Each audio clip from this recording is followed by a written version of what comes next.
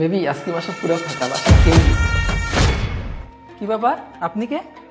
Sir আমি আপনাকে বাসার নতুন কাজের বুয়া। নতুন কাজের বুয়া মানে আগের কাজের বুয়া কোথায় গেছে?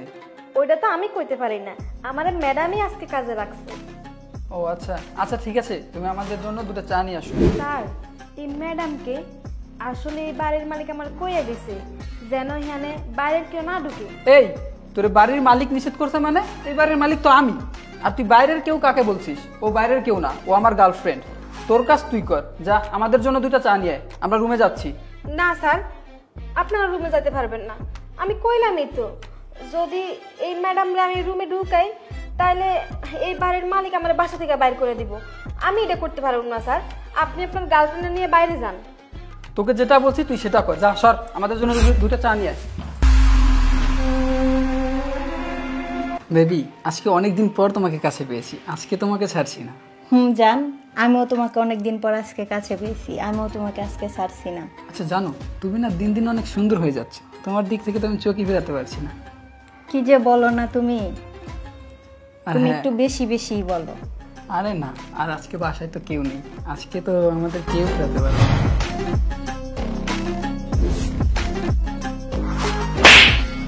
এই ফকিনির বাচ্চা, দেখতেছিস না আমরা এখানে রোম্যান্স করতেছি? তোকে বলছি চা টেবিলে রেখে যাবি, তুই আমাদের মাঝখানে কেন আসলি? আরে জান, ওরা তো হচ্ছে ছোট লোক, আর ছোট লোকেদের কাজই তো এইরকম, অন্যের রোমান্স নষ্ট করা। দেখতেছো না আমাদের রোমান্সটা কিভাবে নষ্ট করে দিল। আর সবচেয়ে বড় কথা হচ্ছে তুমি এত সুন্দর হ্যান্ডসাম একটা ছেলে দেখে আমার গা জ্বলতাছে, এই জন্যই তো আমাদের রোমান্সটা নষ্ট করে দিল।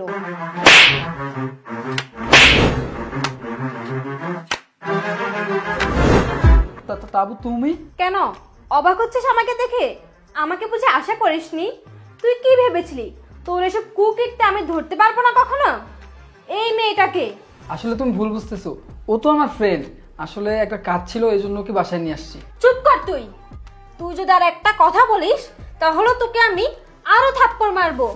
শোন, তুই কি ভাবছস আমি কিছুই টের পাবো না? আর যার সাথে তখন রোমান্স করলি, এত সুন্দর সময় কাটালি, হঠাৎ করে সে তোর ফ্রেন্ড হয়ে গেল? এভাবে অস্বীকার করে ফেলতে পারলি গার্লফ্রেন্ডকে? শোন, আমি তোর চরিত্র সম্পর্কে আগেই টের পেয়েছি। অনেক দিন ধরেই ভাবছিলাম তোকে কিভাবে হাতে নাতে ধরা যায়, কিন্তু কোনোভাবেই কিছু করতে পারছিলাম না। তার জন্যই আজকে বাপের বাড়ির যাওয়ার নাম করেছি, আর মা বাবা সবাইকে গ্রামের বাড়িতে পাঠিয়ে দিয়ে আমি বাসায় ছিলাম কাজের বুয়া সেজে, শুধুমাত্র তোকে হাতে নাতে ধরবো বলে তোর প্রেমিকার সাথে। আমাকে অনেক ঠকিয়েছিস। আচ্ছা একটা প্রশ্নের উত্তর দে তো, কেন তুই আমার সাথে এমনটা করেছিস? আমার কি কম ছিল? টাকা পয়সা, গাড়ি বাড়ি, সৌন্দর্য কি কমতি ছিল? নাকি তোকে কম ভালোবেসেছিলাম আমি, যার জন্য তুই আমাকে রেখে বাজারের একটা মেয়েকে বাসায় নিয়ে এসে আবার আমাদের এই ড্রয়িং রুমে বসে ফুর্তি করবি, তাকে নিয়ে রোমান্স করবি? ছি ছি ছি ছি, তোকে তো আমার স্বামী বলতে লজ্জা লাগছে। তোর মতো একটা কুলাঙ্গার কাপুরুষকে আমি বিয়ে করেছি। শোন, আজকে তোকে আমি একটা শায়েস্তা করব। তোর মতো লম্পট দুষ্ট একটা পুরুষের সাথে কোনো মেয়ে সুখে থাকতে পারে না। শোন, তোর সাথে আমার বিয়ে হওয়ার আগে আমার মা বাবা ভাই আমাকে বলেছিল তুই নাকি অনেক ভালো ছেলে, ভদ্র ছেলে, সুশিক্ষিত। কিন্তু না, তুই যে একটা লম্পট দুষ্ট একটাহীন, তারা সেটা জানতো না।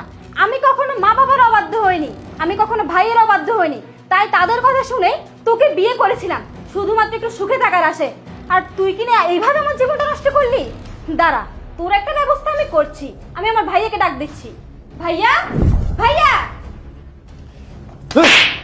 লম্পট, আমি তোকে অনেক ভালো ভাবছিলাম, অনেক ভালো জেনে আমার এই বোনটা তোর হাতে তুলে দিছিলাম, কিন্তু তার বিনিময়ে তুই কি করলি? কি করলি সব বল, বল তুই আমাকে।